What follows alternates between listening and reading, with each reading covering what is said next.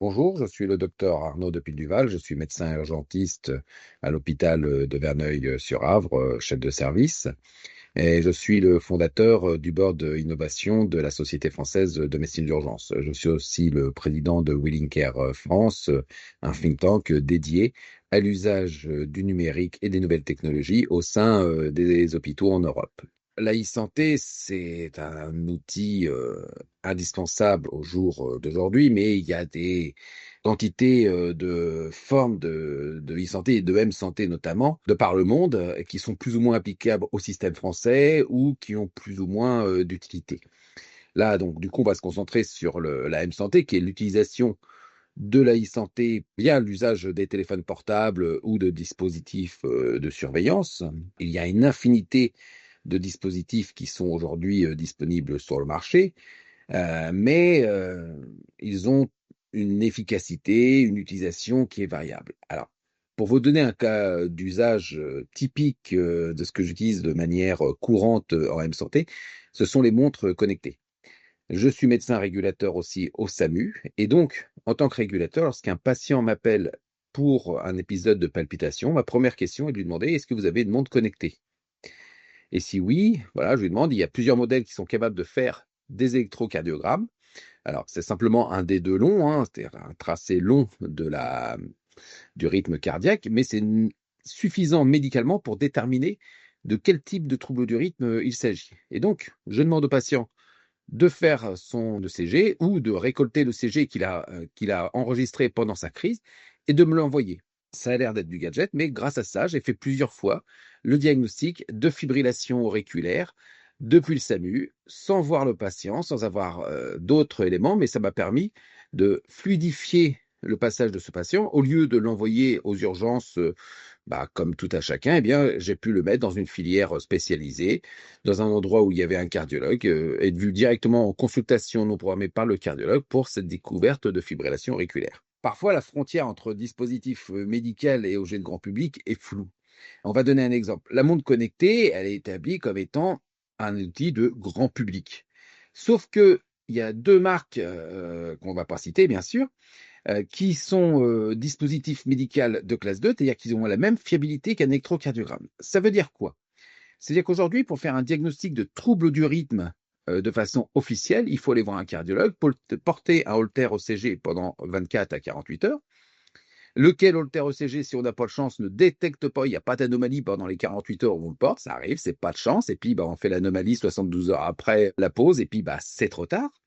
Alors que si on remplace ce holter qui vaut environ 5 à 7 000 euros, qui fait du 12 dérivations, ce dont on n'a absolument pas besoin pour établir un diagnostic de trouble du rythme, si on le remplace par une montre connectée qui vaut 250 à 500 euros selon les modèles, eh bien on a exactement la même fiabilité pour un coût inférieur et avec une surveillance qui est permanente. Donc c'est ça, il faut bien faire la différence entre ce qui relève du grand public, bien-être, confort, qui n'a aucune validation scientifique et donc qui ne peut pas être utilisé dans le plan médical, de ce qui a une validation scientifique par la dénomination du dispositif médical et qui là peut être utilisé tous les jours pour nous, praticiens en santé, pour faire de la télésurveillance de nos patients. Parfois, les médecins sont mis en difficulté avec ces dispositifs médicaux qui n'en sont pas dans la réalité législative, parce que le patient a une confiance excessive dans son dispositif qui lui donne une information. Or, il n'y a aucune validation scientifique et donc cet outil peut parfois donner des résultats qui sont complètement incohérents. Je vais vous donner un exemple précis. J'organise aussi des congrès One Health sur la santé médicale humaine et vétérinaire. Et les vétérinaires sont bien au fait de cette chose-là. Pour vous donner un exemple, on discutait la dernière fois d'outils d'interprétation de fractures en imagerie. Eh bien, les vétérinaires ont beaucoup de logiciels, sauf qu'ils n'ont aucune preuve scientifique et la seule caution qu'ils ont, c'est la bonne foi du fabricant. Alors que nous, côté médical, nous avons les mêmes outils, sauf que les fabricants ont été obligés d'établir des protocoles, de faire des études scientifiques, et donc nous, on sait que ça fonctionne. Eux, ils sont coincés avec c'est certes moins cher, mais d'un autre côté, ils n'ont pas la preuve scientifique. Et bien, c'est exactement le même principe pour les patients qui parfois ont confiance dans leur appareil, mais leur appareil n'ayant pas de validation scientifique, il peut donner des résultats qui ne sont pas valide et donc mettre en difficulté le praticien et faire croire parfois même au patient qu'il est malade alors qu'en fait il va très bien.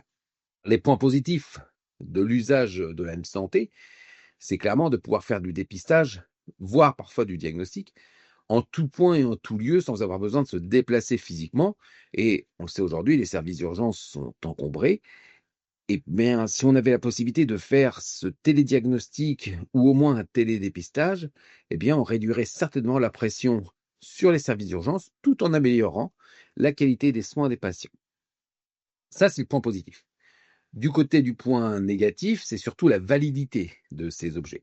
On a beaucoup de systèmes qui sont vendus aujourd'hui, mais qui n'ont aucune preuve scientifique de leur efficacité.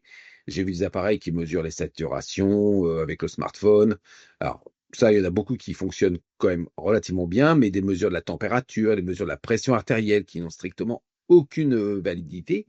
Alors, aucune validité, pourquoi? Parce que on les a testés nous-mêmes, ça ne fonctionne pas, mais surtout, c'est parce que les fabricants s'estiment dédouanés de ce problème de validation scientifique. Et clairement, aujourd'hui, ces outils, ils devraient passer dans le système des dispositifs médicaux, donc avoir une validation scientifique. Alors, ça ne plaît pas aux fabricants parce que ça coûte cher, ça prend du temps, mais c'est le gage de la bonne qualité du produit. Et ça, c'est un élément qui est indispensable.